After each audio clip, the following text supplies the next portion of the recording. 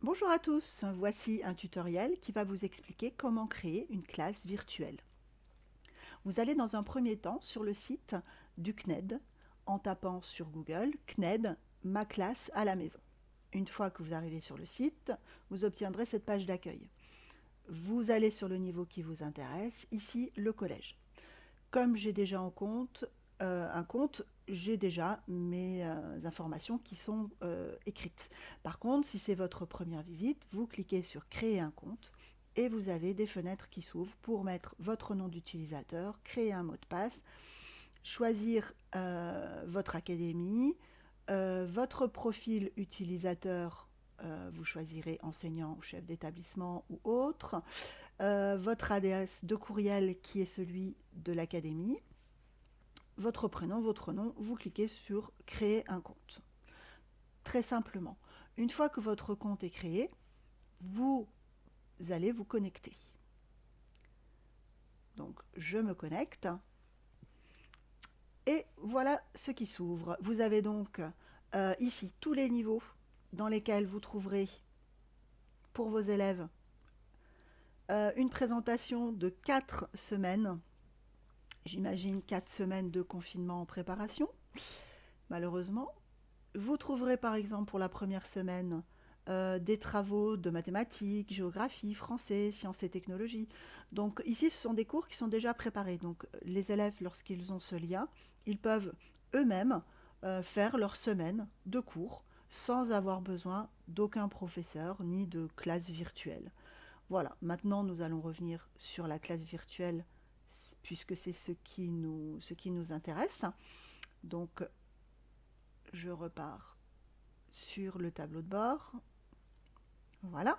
Sur ce tableau de bord, vous avez ici une icône qui n'est visible que pour les professeurs. Donc vous cliquez dessus et vous avez donc un espace réservé professeur pour créer une classe virtuelle. Donc pour la créer, vous cliquez par ici et automatiquement vous allez recevoir des liens qui vous permettront d'accéder à cette classe virtuelle. Un lien qui vous donne l'accès en tant que modérateur et le lien à envoyer aux élèves pour avoir l'accès euh, participant. Donc ici par exemple, je copie mon lien que je vais remettre par ici. Voilà. Et je vais accéder donc à cette classe pour laquelle je suis déjà en cours. Donc je vais voilà. Donc ici par exemple, voilà la fenêtre qui s'est affichée. Je suis absente et je suis de retour sur ma classe. Voilà. Donc sur cette fenêtre de classe, vous avez ici votre petite icône qui vous représente. C'est vert, je suis présente. Le micro, puisqu'on peut partager de l'audio. La caméra, puisqu'on peut partager de la vidéo. Et ici, ce petit logo, ce sera pour demander la parole, donc pour les participants. Lorsque tous les élèves sont présents dans la classe, ils sont obligés de cliquer sur ce petit personnage pour demander la parole. Donc ici, ben, tout est calme, il n'y a effectivement personne, il n'y a que moi de connecté. Lorsque des élèves se connectent, vous verrez apparaître connexion et vous verrez à ce moment-là les élèves apparaître par ici.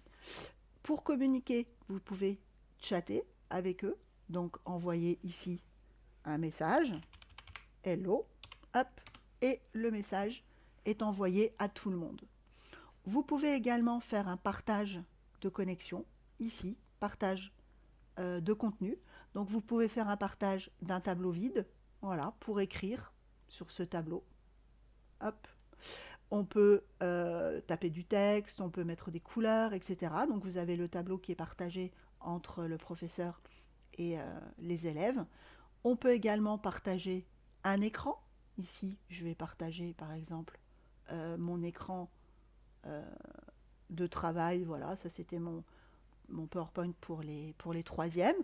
Donc à partir de là, ben, on peut le modifier, etc. Enfin, faire passer les pages pour travailler avec eux, corriger un exercice, on peut les faire intervenir, poser des questions, etc. On peut également partager des fichiers, voilà, ajout de fichiers. Donc on peut très facilement envoyer ces fichiers. Voilà.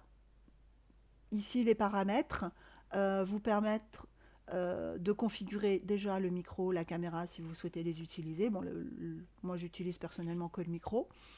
Vous pouvez également observer les paramètres de la session, c'est-à-dire qu'il ne faut pas oublier de vérifier que vous avez bien partagé l'audio, partagé la vidéo en fonction de ce que vous voulez faire euh, pour votre session.